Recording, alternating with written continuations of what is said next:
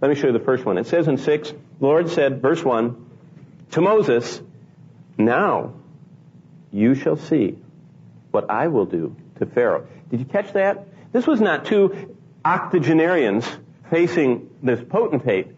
This was two weak old men and God facing the potentate. Remember what I said last week? You plus God make a what? A majority. You without God, me without God is nothing. But just God is the majority. Us tagging along is great. And that's the wonder of what we see here. This is not, we don't want to discern what made Moses great. We don't want to try and get some points out of his life so we can be great too and walk in and do great exploits. It is not how or what he did, it's who he was representing when he walked into those palaces out of the sheepfolds off the desert and into the lush garden. It was a representative of God. And that's something all of us share. If you're in Christ, and if you know Jesus Christ personally, if you've been born into his family, you represent God. And that's a wonderful thought to think about. Look at what he told him to do. You're going to see what I'm going to do to Pharaoh.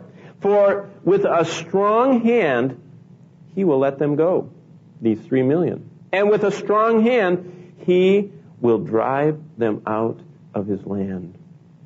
Wow.